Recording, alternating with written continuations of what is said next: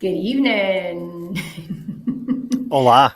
And welcome to episode 4. Is this no episode 5? No, it's 4. Is it?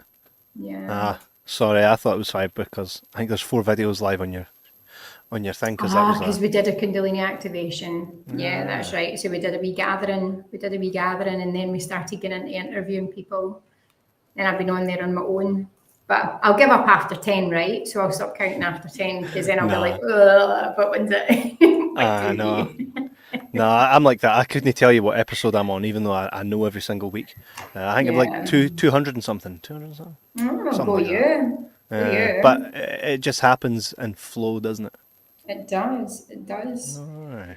That's kind of going to feed into stuff that we're going to talk about tonight. So for anyone that's listening or for anyone that's still to listen. Sorry.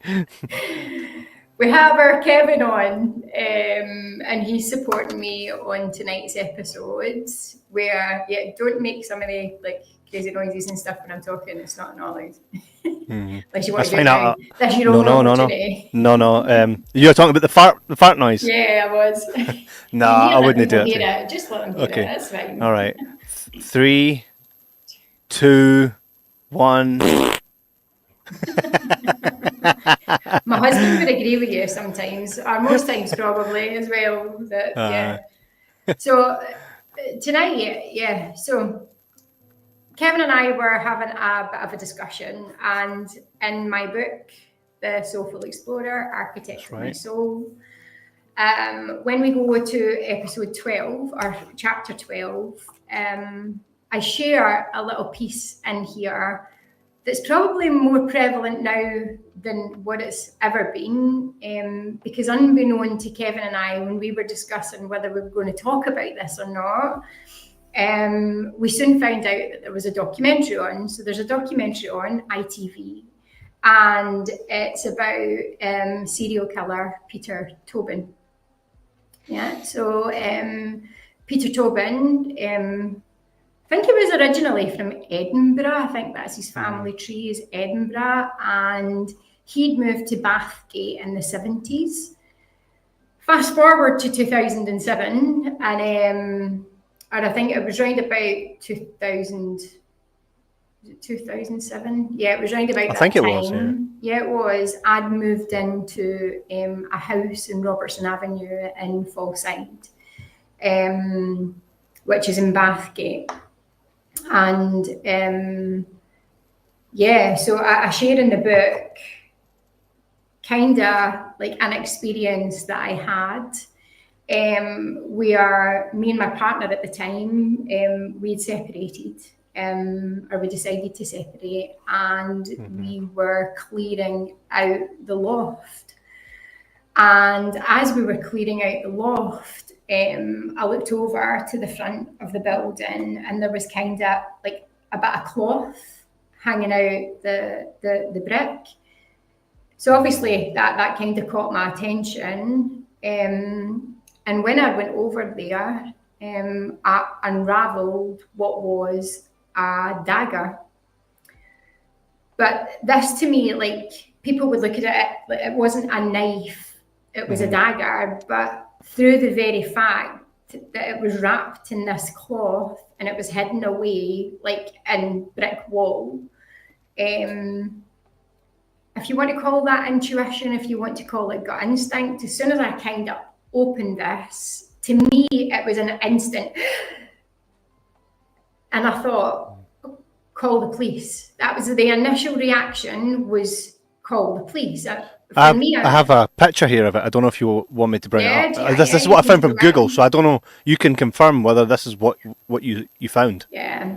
So for me, though, I mean, that was just, that's, why would that be hidden there, right? So you can call that gut instinct, you can call that intuition, but I'm going, if somebody's went to great lengths to hide it away somewhere in a house, right?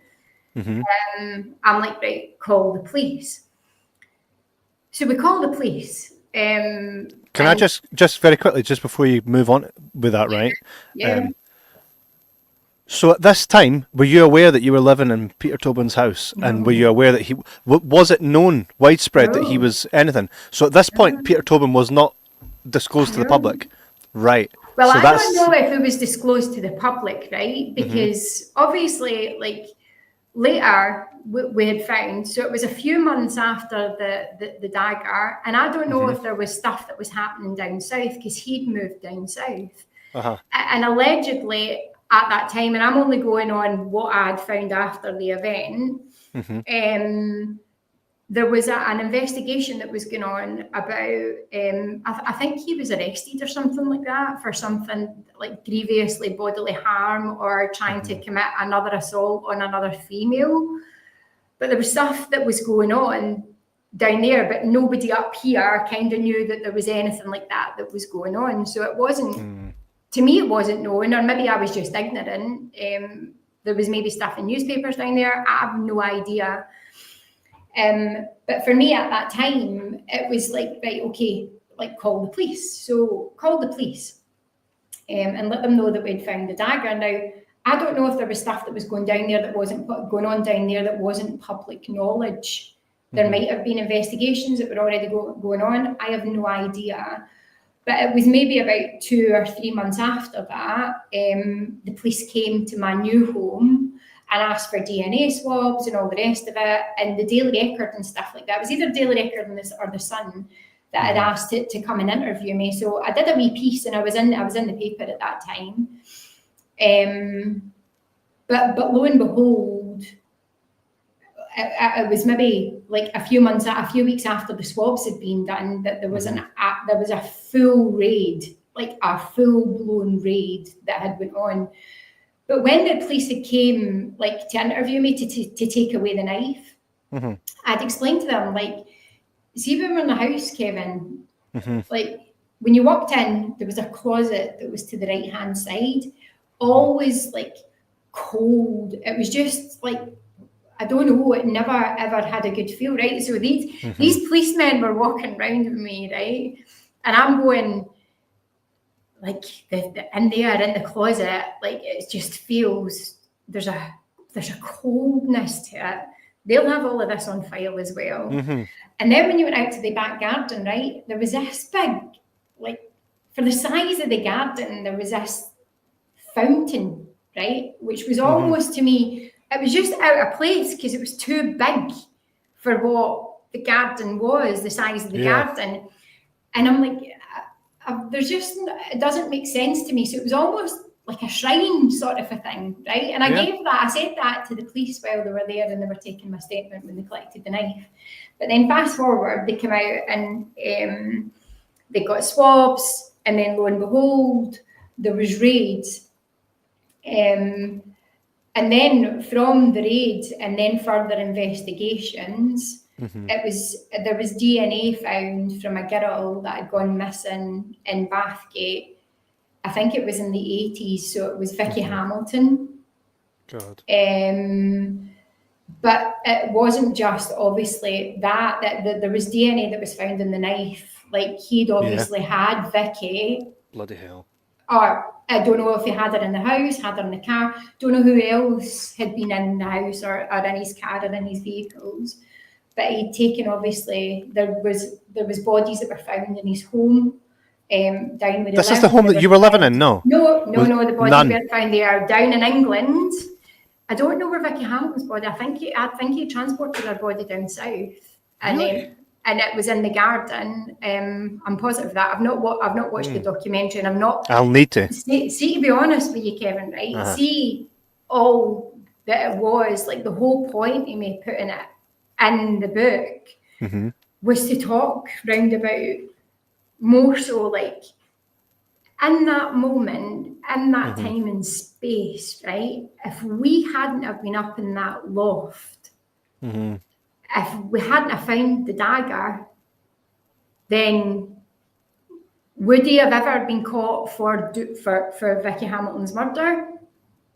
I don't know if this, but it's not even that. It's like, what in that moment in time and space had kind of led me to the loft. Obviously, I was clearing it out, but to turn around and look and see a loose brick and then go, that's weird, with a bit of cloth hanging out, then find the dagger. And then it was just obviously all the little bits that had happened after that. So in that time, I could have ignored that. I could have went, that's weird, and thrown that out.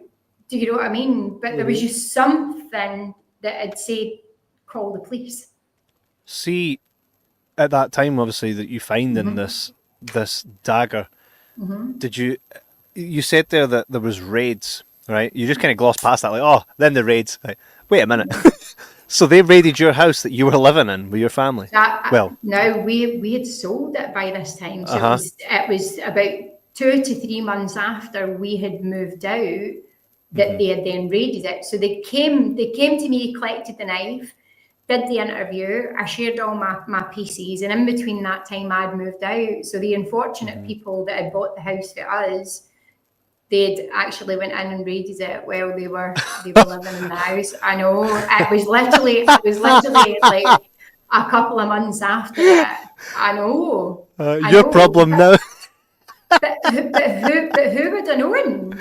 Yeah, I know. So did you watch that all going on then? So they would have just moved in and went, oh, bloody hell, and the floorboards ripped up. So do you know if there was anything else found? The floorboards, the garden, everything. Like, is there not footage of that? I recall seeing that. The house was absolutely ripped apart. But what they were doing at the same time is they were doing the exact same in the other houses that he had lived in. And that's where they'd started to obviously put together all these footsteps and all these patterns, and he'd found bodies and stuff like that in his garden down south. So the only thing found in the house you lived in was the dagger, is that right? Yeah. So that's, but you would imagine, and I think it was reported that he would do things and then take, obviously, people with him. For all you know, you could have been sleeping in the room where people were murdered. I don't even want to think about that. But see, what was strange was, like, my youngest, Amy, she just couldn't settle at all. She couldn't settle at all in the house. No, she couldn't settle at all. It was weird. I think we were only there for best part of about a year or something like that. We'd only stayed there for about a year. But be interesting to see what Lee would find if she was ever in there, right? Yeah. Is Lee on? Is anybody on? Well, there's people, and if you're tuned in tonight, hit us in the comments. Obviously tonight's a bit of a different episode, but there's a reason to it. This isn't an episode that's purely about serial killers or anything quite doom and gloom. It's the idea and to trust your instincts, to remember that everything is energy, and that sometimes like if you hadn't, just think about it for a second, domino effect, right? The butterfly effect. If you hadn't been moving from that house, been up the attic, found that dagger, how many more people would have been killed as well? Well, I think at that time, because I did look in when I was writing the book, and I think there was a whole investigation or something like that was going on at the time, because I think there was something. Was it with the girl Angelina Kluk? I don't know what was. I don't think anybody will ever really know unless we actually watch the documentary. The documentary is running just now on ITV. But it probably served me really well to look into it as well. But for me, you're sitting and going, by chance, just by chance, at that time, for that to have happened, and then for all of that to come about. That's mind-boggling. That's mind-boggling. But obviously, fast forward all these many years and all the ups and downs and all the turns that I'd kind of taken in my life, which has eventually led me to here. And even through the other bit that I write about in the book is about a spiritual awakening. So what that actually is and what that looks like, because it's taboo. Nobody really speaks about it. And in fact, even when you're saying we're all frequency, we're all energy, when you start to have that type of conversation with people, there's a lot of people that kind of just, right, okay. There's a little bit of where people are actually starting to accept and look into and delve into their own inner truths. But there's still a lot of resistance against accepting that kind of that kind of terminology that we're Well, low frequency. I've got a question for you here, right? Mm-hmm. And this is a question that we ask ourselves and our friends when we're kids, and it's a question I've asked myself even like when I watch some crime documentaries. Okay, so American Murder, the Watts family, and I look at that and I go, they had such a beautiful house, right?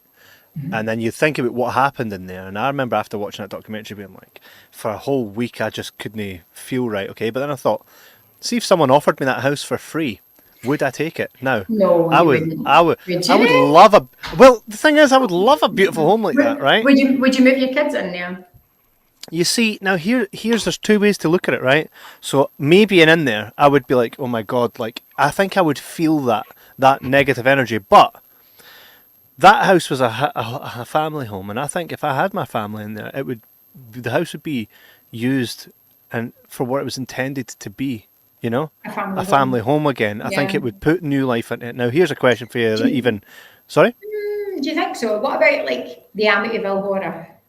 Well, that's a whole different thing, because the Amityville, they claim that turns you mental and makes you kill your kids. That's different from living in a place where somebody was done in. You know what I mean? But it's the same thing, though. No, it's not. No, do you not think so? Well, I would disagree, because it's the same. Okay. It's the same act. It's the same act in the end. No, really, because... The whole Amityville Horror, the story of that is you live in this house, the guy will turn insane and kill his kids. And that repeats itself to every family that moves in there. Living in a home that someone's died in, that doesn't mean you're going to do your kids in. Right. That's just... So maybe I didn't know enough about what happened in the context around... Like the other one. So the Amityville, I'm very aware of what goes on, but the other one that you're speaking of, if you give me some more context. No. So that was just a really, and then the woman lived her life on social media. So they made a documentary purely off of her social media content, right? Okay. And she looked to the world to have such a beautiful family and caring husband and all that. But then he killed them one night. He killed all three of them. Well, 4 if you include that she was pregnant. And then, threw his daughters into a big oil tankard and all this, right? Oh, my God.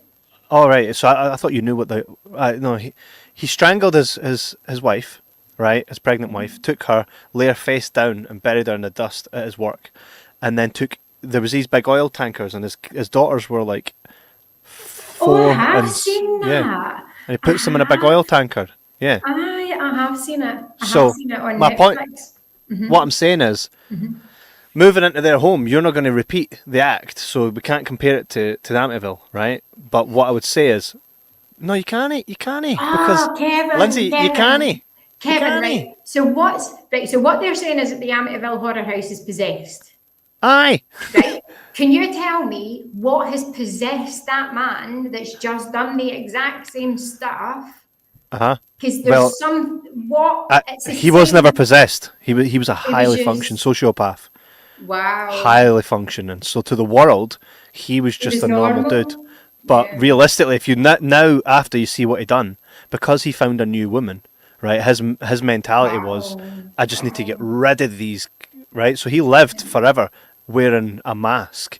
Yeah, right, okay. And now, if you look back, you see it, but you would never see it if you hadn't had that tragedy. Right, okay. So what I'm saying here is, like with Amityville, that's just a motherfucking demon jumping inside you, taking control of you and doing it in all your family. So it's very hard. You really couldn't compare them, both of them, right? Obviously, no, I wouldn't go and live in Amityville. Any place where more than one family's done the same act, hell no.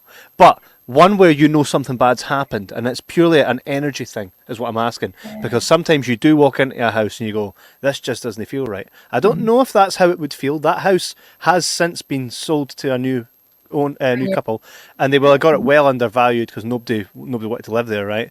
But it's the thought of sitting in your living room They sold it. And then Aye, definitely. The thing is, though, you know, if you're in the living room and you're looking at the stairs and you're like, that's where he dragged her down the stairs, you're constantly reminded of that. Now, I probably would take the house. I would take the house. I think I would, because it was such a beautiful house. And I don't know, maybe I'm just weird that way. But would you? No. So, obviously not knowing that Peter Tobin had resided in, and it was 11 Robertson Avenue, that's right? It was 11 Robertson Avenue, yeah. So knowing that,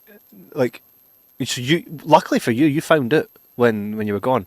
What would you do if you still lived there, you planned to live there a long time, and you found out that, obviously, you saw the dagger? Would you have been out there straight away? I would have moved. I would have moved. Here's the thing as well, right? Because when you're going, like, if you were able to tap into, right, at that time, all the energetic stuff that was happening, and this is about, like, obviously being open now. If you were Lee and she was going in to buy that house, she would have been able to tap into that straight away. There would have been stuff that happened straight away. Whereas for me, when it was like my intuition that was coming into it, it was a sense. It wasn't a, oh my God, something bad has happened to you. There was just a, something doesn't feel right. Something doesn't feel right. So, but if I would have known, consciously known that there was something that happened in that house, no, I didn't have bought it. Mental, innit? Hey, I'm looking at images right now online. Still looks like a nice house. I'd probably still take it. And I can't imagine, obviously, anybody living there now is going to know straight up, hey, this is that house. But I think... But this just goes to show, Kevin, right? What about, like, how, if we knew everything that's ever went on, like 6 degrees of separation, right? You don't know.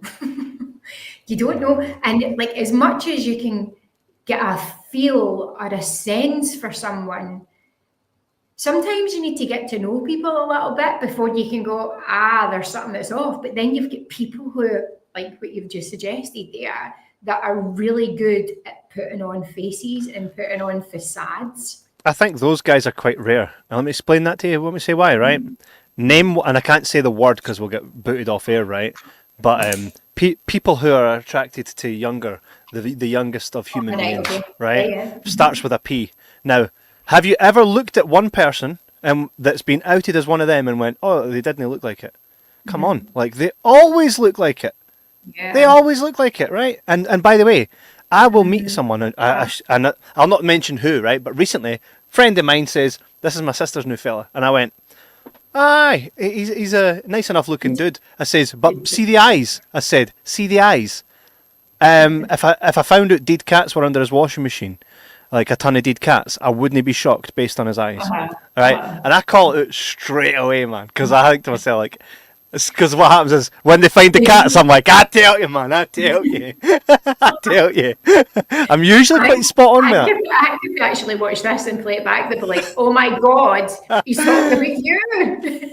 All these missing cats. I know. Thing is, though, like, I've never met the person. It's just through an image, but I always see the eyes a lot of the time. See, if you just look at the eyes, you can see evil in the eyes. Like, even look up a picture of Peter Tobin right now and look right into those eyes and tell me you don't see. I can't see. Even looking at him, it actually gives me the heebie-jeebies. There's the essence of evil in his eyes, like this.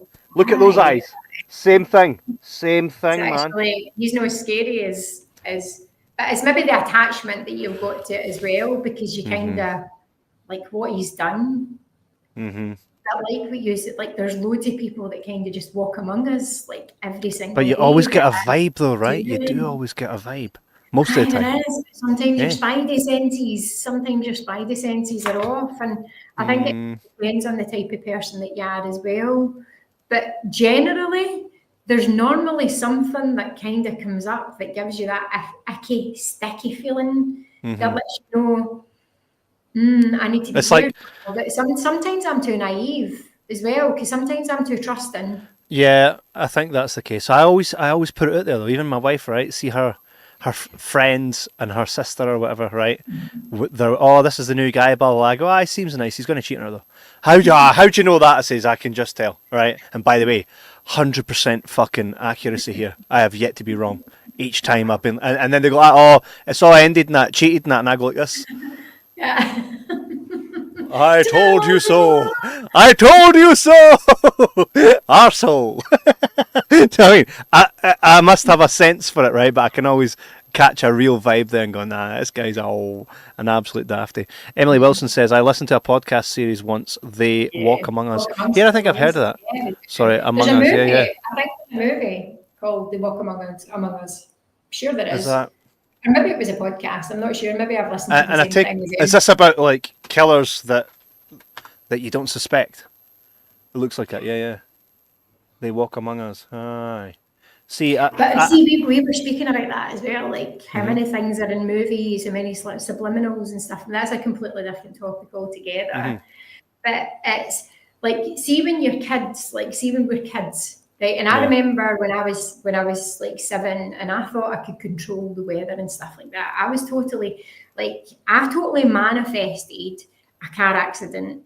Right. And after that car accident, no, I did, because like I was having to go on errand and I really didn't want to go. And there was loads of times I was sent on these things that I didn't want to do and didn't want to go to. So I was in the back of my uncle's car and I'm going crash, crash, crash, crash, crash, crash. And then we get down to the worst corner in Shorts, just at the side of the Mucky Duck. And he goes in to turn in and a car comes down and clipped him and we spun. And then after that I was like, oh my God. But this is what I mean, and that's the kind of jovial laugh that you have, but we don't actually appreciate and understand, like through intention and through tapping into and tuning into different frequencies, all of the power that is within us. It's within us, like, and even when it comes to intuition, like there's stuff where, like, you'll know when the third eye, and it's kind of just tuning into what's going on in front of you, and you have this just inner knowing that comes through, but sometimes that can get blocked, and generally that means that you've got a block in one of your energetic centers. Normally that would be within the third eye, which is a pineal gland that sits between the two sides, the two parts of the brain, and it's like a small pine cone. Oh, it was a crime podcast, yeah. I'm sure there was a program or a book that was actually called that as well, Emily. I'm not too sure. But yeah, so sometimes all of this gets closed down, right? So everything that we are doing at the Hub, we're actually working on raising people's Kundalini energy, which is balancing out the feminine and masculine that's in each of us. And starting to raise that feminine energy so we can become more creative, more intuitive, and more free-flowing, loving, caring, nurturing in life and stuff like that. But a lot of what we have to do in life is we have to be we tend to be in our masculine energy, where we're trying to get things done, we're trying to make things happen, so we're not allowing that kind of flow to come through. So other things that we do as well is that we work with the energy centers. So we start to work through clearing and cleansing all of the chakras, which kind of allows you to start to build up an emotional awareness of some things that have kind of held you down or held you back, and it's stopping you from pivoting or moving forward. So I do have a wee meditation, Kevin, if you want me to take you through it. Yeah, of course. I'm up for that. What will happen? It might be a bit long. So this is about activating the pineal gland. So it's actually getting into the flow state where you can actually just become more in tune with everything that's going on around about you. Would you like to go through that, or will I leave that for another time? It's totally up to you. So do I need to have like pure silence and whatnot? Yes. Because my kids could. What happens if my kids interrupt? Do you have to start? Fine. We can do it another time. See, what we'll do is we'll do it another time, and we'll record it and we can upload it on here. So we'll do it in person then. We'll do it in person, and I'll film it. Yeah, we can do it in person. Absolutely. So there's certain things that you can do, but again, it's actually listening as well. And a lot of the times we ignore what it is that our body's actually signaling to us. So as I said, like, who's to know if he would have ever been caught for what he had done here, if we didn't find that. And it was that kind of initial gut instinct. But how many times, and again, it doesn't necessarily have to be with doing anything to do with catching serial killers or anything like that, but how many times do we actually ignore some of these little like signals that our body's sending to us, like in a day? And just so it's about starting to appreciate and have a bigger awareness to actually start to listen to what it is that your body's telling you, because yeah, you could potentially save lives if you. And by the way, and sometimes it's saving your own. Right. So how many times do you, like what you're saying as well, like do you go into a bad relationship knowing that you're going into a bad relationship, but they'll serve a purpose or they'll serve a need or something that's needed at that time. And then 6 months, a year, 2 years down the line, you've been beat up, you've been abused, you've been, do you know what I mean? Like, but you're not listened. But sometimes what that does as well, it's a signal that there's stuff that you're carrying with you, and sometimes we're repeating patterns that we've seen or that we've learned throughout all our life, or there might be stuff that's past life that you're carrying through, so there might be karmic ties and lessons and stuff like that that you need to learn, but generally we know but we ignore. So our feminine's telling us, like, watch out, but you're going, no, I'm still doing it, I'm doing it. Even when it comes to being in a job that you don't like, yeah, or just you're not in flow. You're not in flow when you're actively doing stuff that you know is weighing you down, or when you're not actually actively listening. It's stuff that's potentially going to put you into dangerous situations. Yeah. Do you think like? So most people like, oh, I got with this person, and then I kind of thought I could, navigate this pretty well. The red flags were there. It all went tits up, right?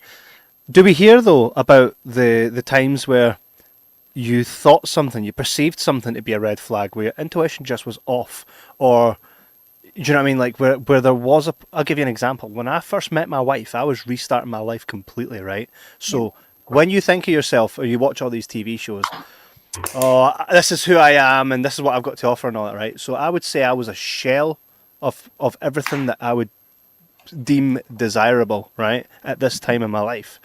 And so my wife, like, I remember sitting having a conversation with her. At the time, she was not even my girlfriend. We were spending time together, getting to know each other.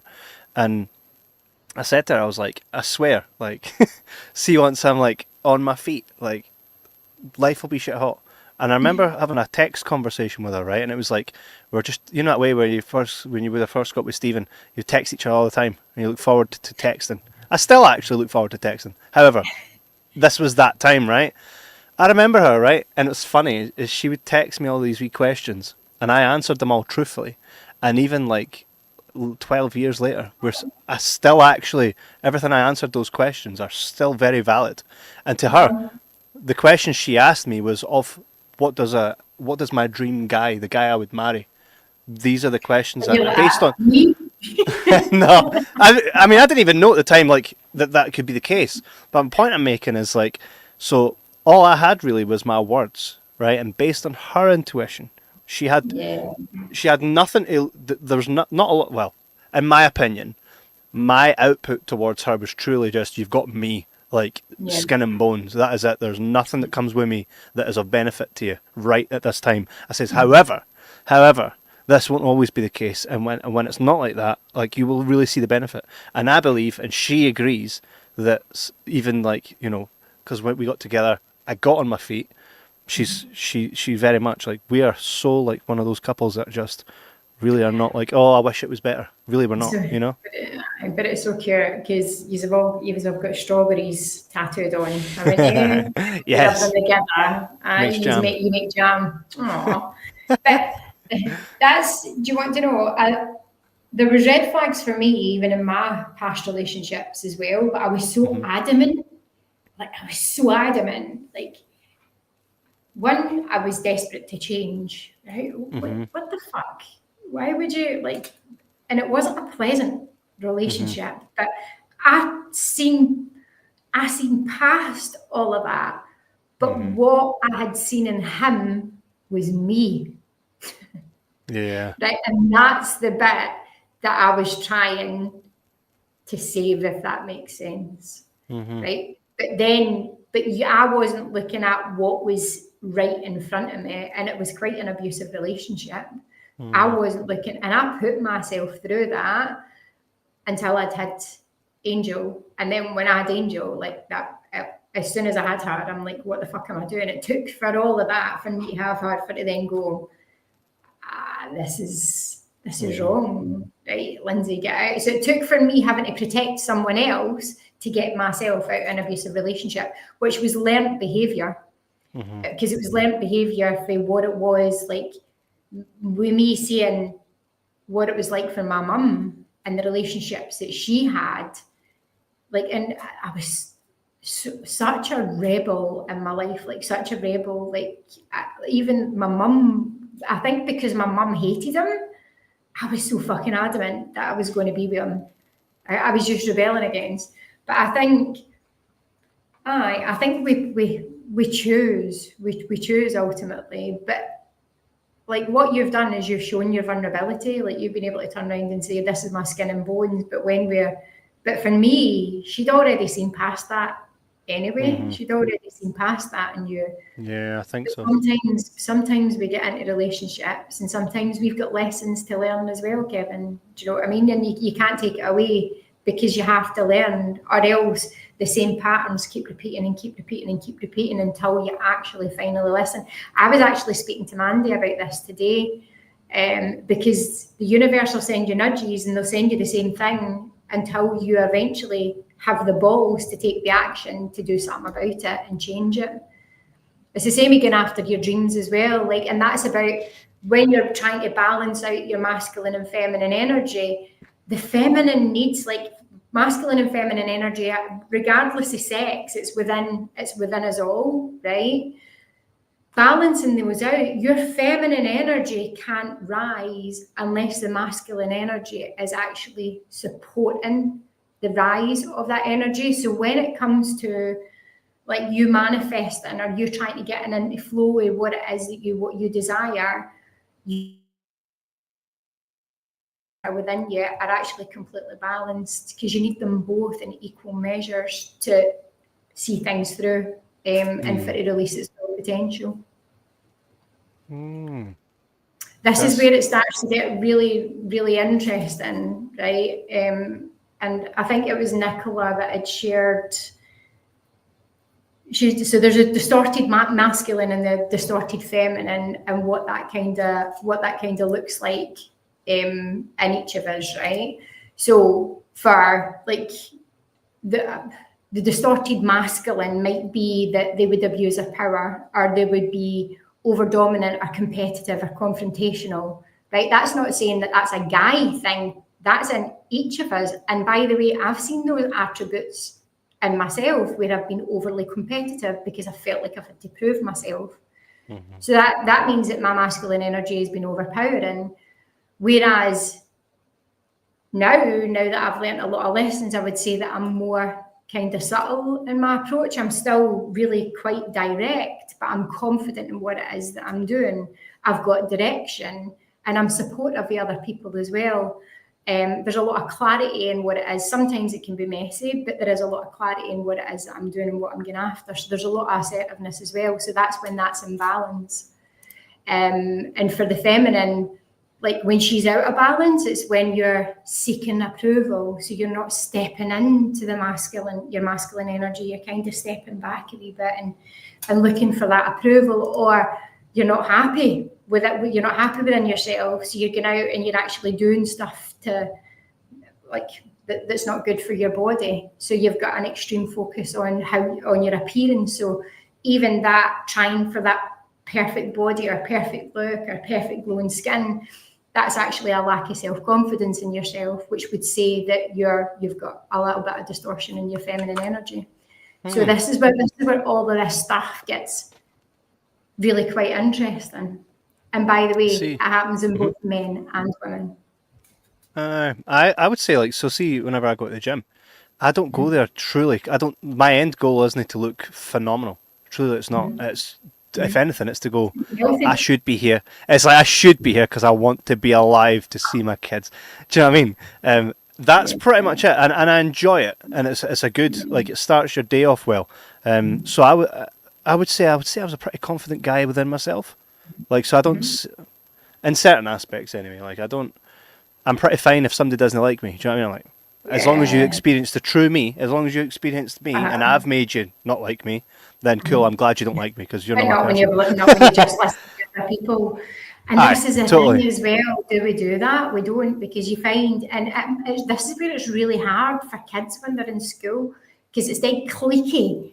And even in workplaces, it's dead cliquey. And you have like these certain things, and they're looking for certain people that look a certain way. Or you've had an experience with somebody and then you'll share that, and it's like Chinese whispers, but you never really give the person the space or the time to actually, for you to be able to feel into them. But there's no right or wrong. Everything's experiential and everything is very subjective as well. And it comes down to personal experience. Even like I've partnered with Arbonne, right? But I've partnered with Arbonne for the product. So it's mainly for gut health. Right, and there's a lot of kind of spiritual aspects of that as well, because the gut's a second brain, and if it's not clean, you're not allowing like the vagus nerve and the autonomic nervous system to work properly.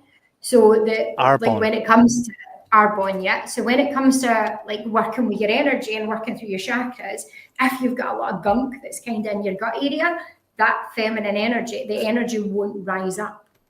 What is Arbonne? So it's a company that sells supplements for kind of gut health, fish drinks, skin products. Right. Yeah. You should get them to be official sponsors of your show. Yeah, I'll maybe ask that. I'm only new to it though. But I'd done that. But as a byproduct to the cleanse, I'd lost weight. But that wasn't what I was getting to do. And in fact, I'd lost actually too much weight. It was really for to just look after myself, but like, each to their own, like Botox and stuff like that as well. Like, why? I have a question for you, Lindsay, as my guru, right? I don't know if I'm a guru. I'm not a guru. You're my guru. Oh, thank you. So get this, right? I have tried so many different supplements. I wouldn't say that I'm someone that absolutely needs them, right? But I always feel like. So when I see Joe Rogan talk about alpha brain, right, and I think to myself, I'm a very creative person, all right? I would say I'm very intelligent on what I need to do, right? But I'm like, well, if there's something out there that can make me even fucking more productive, I want to try this. I've tried something for everything, Lindsay, and nothing has ever made a dent to me in any way. So I try the vitamins you have in the morning, but boosts your immune system. Not doesn't it, right? Or these pills that make you, if you have to have them after your lunch, you're so tuned in to what it is you need to get done. No. Like, why? So why don't they work?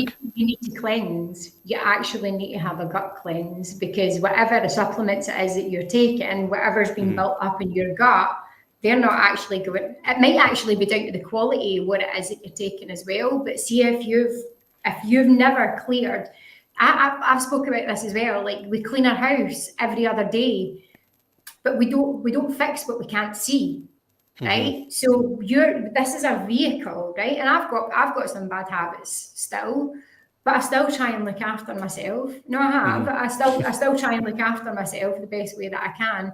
So like every 3 months, I'll give my body like a flush out. So I'm going through a 30-day cleanse, right? But we did 7-day fresh start as well.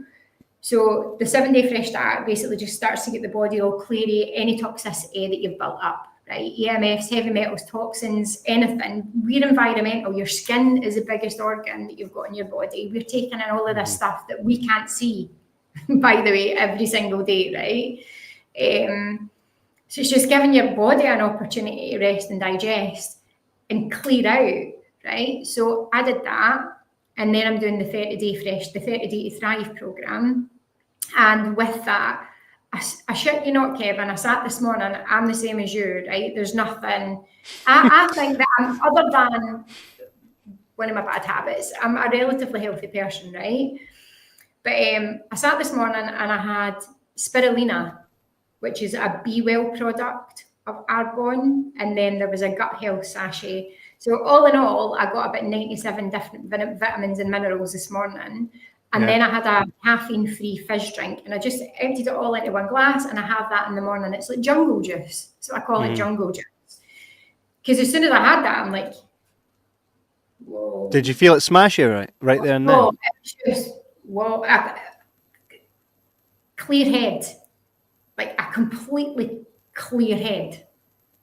So, but if you've got stuff that's clogging whatever's in your body, and it depends on the quality of the stuff that you're buying as well, and I'm not like, how are we meant to know, right? It's the same as well, because I shared what I'd made for my dinnerware yesterday, and I got a row, because, well, it wasn't a row, but she was saying to me, what was it I'd made? I'd made sweet potato and wraps, but it was gluten-free wraps, and she's like, did you shit?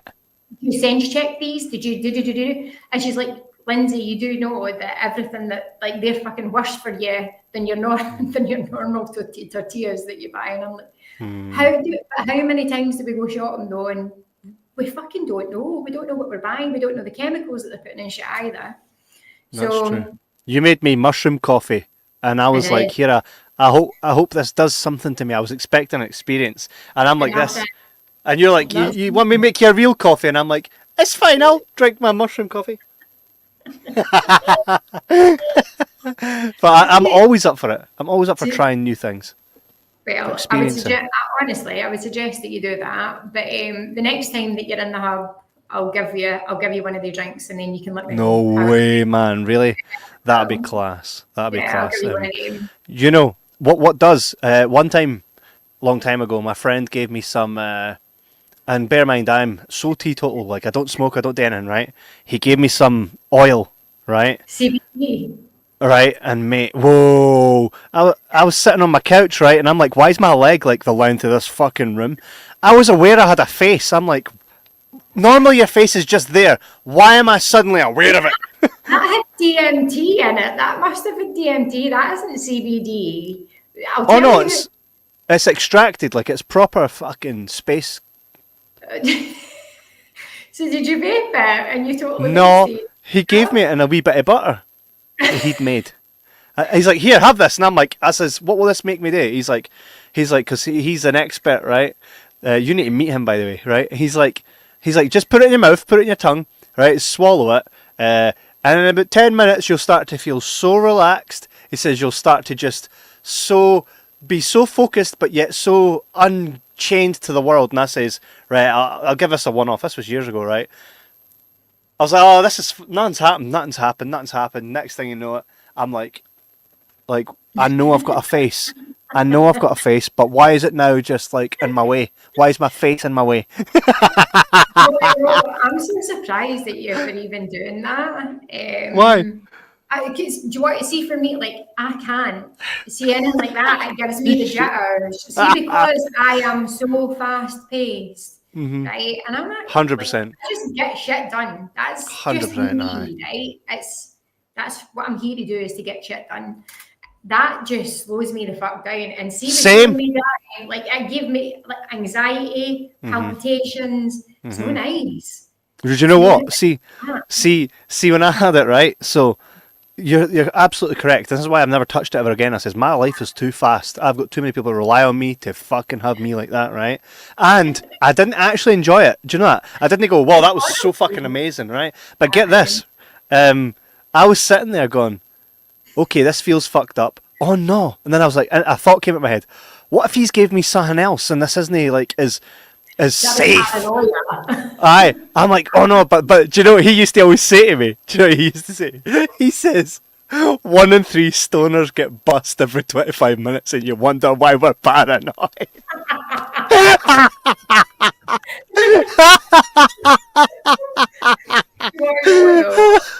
I would love to do. I'd shared with you a podcast the other day that we were listening. Did you listen to it? The podcast? Not yet. I went to find it. I went to play it, but then something came up as usual. Because you were on like that Mel Gibson movie. You were interviewing somebody. Oh yeah, I was involved with him. Right, So I'd seen your podcast snippet with that, and then when we were travelling down to People's, Stephen put on the Joe Rogan podcast, which was basically talking about Jeff Einstein, like Einstein. Epstein. Aye.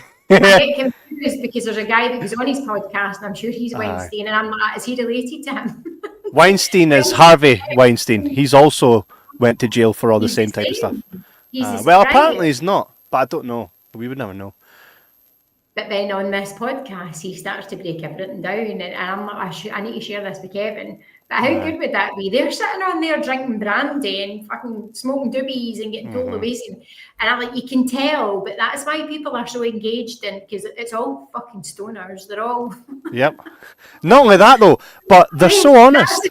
That's the conversations that they're having. But that's what you love about it. You love it's not even vulnerable. They're just straight to the fucking point. Straight to the point. And that's why Trump. That is why Trump has become like one of the most influential presidents of all time. I don't know. It's not working for me, Kevin. I'm quite direct, right? And but the thing is, what weed? I'm direct and honest. Trump? No, not weed. I'm saying being direct and honest. Right. No, but the thing is, he like how. I used to turn the news on as a kid and watch a politician, right? And they'd always be using words that I just didn't fucking understand. So half the time, they might as well have been speaking Chinese because I didn't care what the fuck they were talking about. And it was boring as shit. So you turn your attention away from it. And then all this while, it's nothing but corruption, right? Trump comes in, puts his balls on the table and goes, wank, wank, wank, good guy, wank, wank, wank, good guy. And I will say this, and then everybody goes, we don't like that you say that. It's like, but forever we've been listening to politicians just talk utter shit. He's direct and to the point, and he's doing something about it. And it's so straight to consumer. It's so easy to understand. It's relatable. It's 100%. Just relatable, and that's what it is. People always like, I hate Trump. I'm like, Trump's kinda, not in every sense. He's kinda like if I got into politics, I'd be like, right, take your wig off. Shut the fuck up, man. Actually, you're boring the shit out of me. Do you know what I mean? I would be like this, right, lads? There's fucking potholes in the road, right? Didn't tell me there's no money for it. How many folk get taxed every month, right? Let's do the fucking maths here. Where's the real money? Get Elon in, right? We're going to clean up where all this fucking money's going, the backhanders and the fucking kickbacks, right? And we're going to fix these fucking potholes. All right? And that's it. I'm done. Fuck all the pish. Oh, mate, the pot. You seen them? It's like the moon. Fucking West Lothian's like the moon. It's not even that. See, the wee hump things. I'm actually saving the day. Like, you're not driving the fucking F1. What's this? Like, slow down. And he's like, to me, I get the blame of breaking the car. And it's fucking him driving like a F1 driver. There are these fucking humps and speed holes. When you say breaking the car, what happened to it? Well, lots of things. Say it again. Sorry, you froze. I don't know exactly. I'll just freeze. I'm denying all responsibility. My car starts wiggling now when I'm driving on the straight. Right, so is that because of the speed bump things? No. You're meant to go over them at about 3 miles an hour.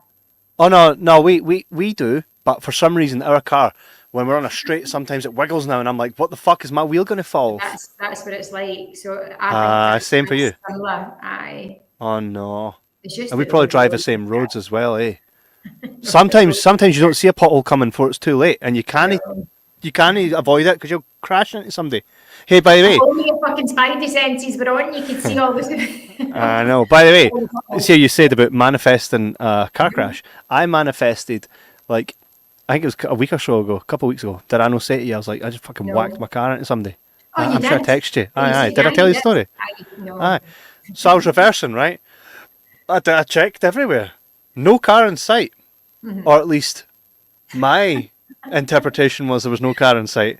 But there was a parked car right behind me, and I'm reversing so that I can then pull out, right? Because some absolute fucking tit, man, parks directly right in front of my car. I will fucking slap a motherfucker if I see who does that shit. Well, you just went the guy that was behind you. Well. You should have done the front one. I should have done the front, but get this, all right. So I'm reversing. My car has a camera thing on it, so I'll be able to see right out it. I look, I don't see it, right? I'm reversing, and then boom! And I'm like, what the fuck? Where did that car come from, right? And in my head, I'm like, oh no, it's the last thing I need right now with cars, right? I thought, do you know what? It's fine. I get out the car, right? It's a girl, probably about my age, sitting in her car, right? Oh no. I go up to her, I say, hi, I'm really sorry. I honestly did not see you, and I don't know where you came out because you weren't there when I looked last, right? She gets out the car, she's like, oh no, it's no problem, right? I says, thankfully, nothing has happened to your car. Like, there's no mark on either of our cars. I says, but come with me and just confirm that with me, because like I didn't see your car. Maybe I just can't see that your fucking bonnet's off, right? she came out. She goes, no, that's absolutely fine. I says, I'm really sorry about that. She says, Dad, don't worry about it. I do it all the time. I'm like, I says, you sure you're all right? I says, I'm really sorry about that. And it was just a wee bump, right? She was so brand new, mate. She was so sweet and so nice. And I thought, what a wee fucking legend, man. And then I was like, well, I just manifested that. And then as I was leaving that street, I fucking total took the curb. I thought, I shouldn't be driving right now. And you know what's funny? Some days you just have days like that. Do you know, I honestly, that was a day like that. I thought, I even said to my wife before I left the car, before I left the house to take my mum home, I went, today's just no the day for me to drive. I just didn't feel right. I'm just no there. But you've not listened, see? Oh, so I did, but my wife was like, tough shit, go. I was like, oh, well. Boom. Wadoof. I literally fucking said it. I'm just going to prove that I'm right. Literally fucking said it. You know what I mean? I literally said it.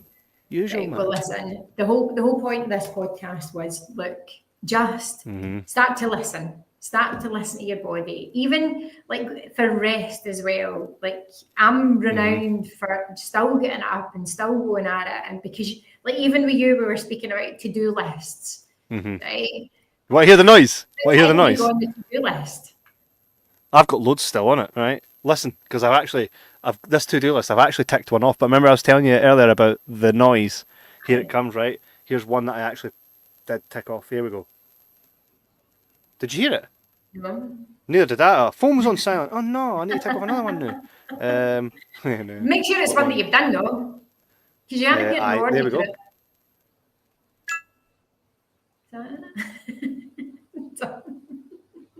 That attachment thing you were talking about, you attach a happy something. Mine's was a yellow highlighter. Like I'm saying to Kevin, my Franklin Covey, my to-do list. What the fuck? Franklin Covey, that's what you said, aye. I hadn't a clue what the hell that was. What age am I? Oh my god! Like, this is... Do you know what's funny? I have this, right? We need to put ourselves on our to-do list, right? But what I wanted to say as well was to share. Look, there's that many things that are going on round about us, right? We can't get connected to the body, right? And I do try my best to put out like meditation, breathwork classes. Just giving your body even that 1 hour of just nothingness, absolutely nothingness, of stillness. Like sleep. It has profound results for your body as well. Like your body, see when it's on auto drive, it's not getting a chance to do what it's meant to do, and that's to heal. So a good practice to get into is obviously meditation, and then you can bring in some breath work as well. And then if you're interested in any other energy work, then you can join my Chakra Clear Cleanse and Connect. Wow. It seems like I'm going dead slow on the screen. I'm seeing that as well. What's that? It's usually it won't be that. No, 100%. Whatever's happening is coming from your end. Do it again. See, look. I mean, that should never be the case. But I'm glad it was so epic. Just as I was saying, there you go. It's happening again. No way, right? I'll take it away, right? Let's see what happens. Let's see what. There you go.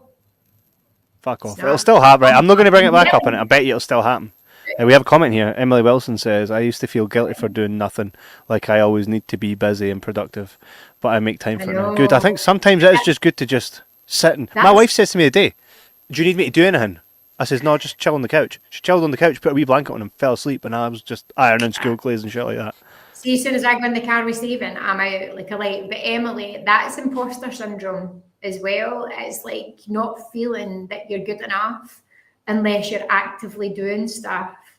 Whereas you need to think about yourself as being something to do. Like, and absolutely taking that time out. And I says, it's going to be a fucking bad day when I need to put myself on my to-do list, but I don't know how many times it's actually got close. It's got close to that. But I do, like, every day, get out in nature, I clear my space, I set my intentions in the morning. Sometimes things just get fucked up, right? See if it just get fucked up, let it go. Just let it go. Sometimes you get into heated arguments or disagreements, and try and navigate that with as much empathy as you possibly can for the other person and for yourself, equally for yourself. There I had a conversation again with Mandy today about setting boundaries and setting healthy boundaries and being grounded in that boundary as well. And as much as what you get involved and you do this stuff and you teach this stuff, sometimes we forget that for ourselves. But it's like treating ourselves the same way that we treat our kids. You froze, Kevin. So that must be your end, unless I froze.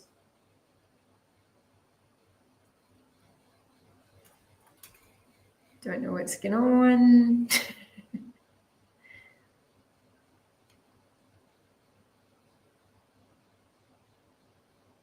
You there?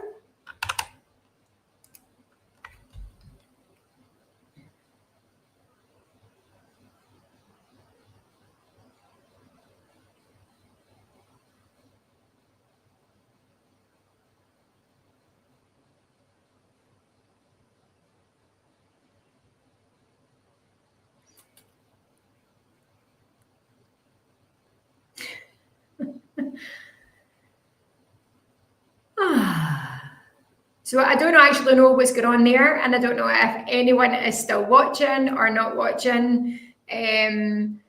But yeah, thanks everyone for joining us. I'm going to try and do a couple of lives next week. I'm actually going to focus on quantum healing hypnosis technique. So I'm going to get a couple of the people on that have done that, so that they can share their experiences. Thanks, Kevin. I didn't know. So I think it was me. That was on my side. Was it? What happened? Because on my screen you froze like that, and then I started laughing because I'm like, she's froze, and then it was, and then I'm like, no, this is me. This is me that's away. So we used. Did nothing happen to you? I just was like, I don't know what's going on, but I'll just keep going. That's fine. Yeah, you did excellent. Yeah, thank you. I was just saying to people anyway, next week I'm going to try and get a couple of people on for QHHT. So we're going to talk about past life regression. And I think we should get Lee. Some of the benefits in that, and we can invite Lee onto the call as well. But I'm going to invite on some of the girls that have actually, and there's a lad as well that's done the sessions, so that I can speak about, because I think there's a lot of myths around about it, and a lot of people come to the sessions not quite knowing what to expect. So it's to start to really just raise awareness. Yeah, thanks, Emily. It's to raise awareness about the benefits of that.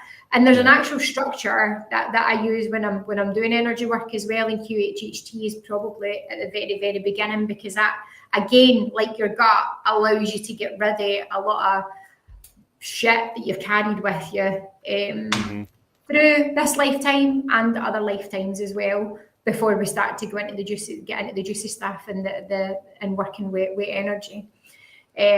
So I'll maybe have someone on. I'll maybe have some of the girls on next week or the week after speaking about that. So we've got a couple of activities that are coming on in the hub as well. We've got Kundalini activation with sound bath, that's coming on the 19th. We've got Nicola and Mandy in for spring equinox. Elle and I had planned to do a combined session as well, and I've actually released an opportunity to come along for a one-day retreat, but it's running over 2 days. So that's the 19th and 20th. And I hope I don't get this wrong, because the amount of times I've got shit wrong on social media, it's driving me fucking crazy. But I have posted it on there anyway. So it's called Untamed, Free and Wild. So we've got some really, really, really good activities for people to get joined in on, to start to bring a wee bit of bounce back and a wee bit of juice in people's life. So yeah, so keep a focus on the socials, so you'll be able to see everything that we're up to. And again, we've got Life Force Hub app that's available on Apple and Android, and that's also the website, which is a work in progress. That's still being updated. We're all work in progress. Still being updated. Are we ever really done? We're never really done. The greatest knowledge of all is knowing that we know nothing. So, well, we know the folks that run the website are arses and then they do their jobs right. That's the truth. I'm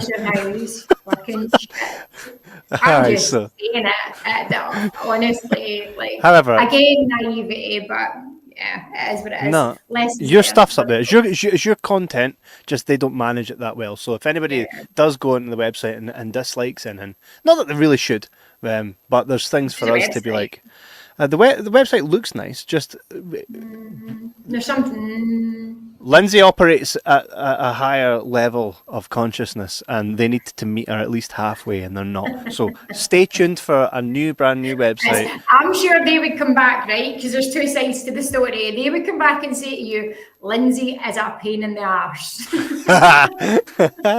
But see, the thing is though, when you put money up, you should be a pain in the arse, and if you're not getting exactly your money's worth, you should be a pain in the arse. I mean, that's something that I pride myself in with everything that we do at the Hub. Everything that we do here, it's like we take on board like the full experience.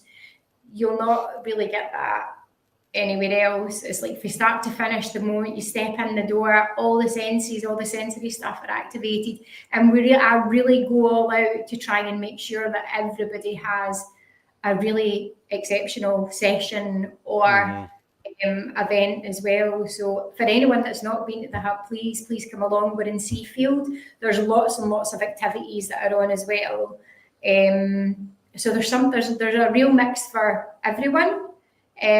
So get involved in some of the activities and look out for some of the events that's on as well. And then you can start to listen to me on this podcast every Thursday. Yes, we'll be doing in-person ones as well. Pre-records will be. Yeah. They'll all be coming up soon, so just make sure you're following Lindsay on all our socials, because there'll be more.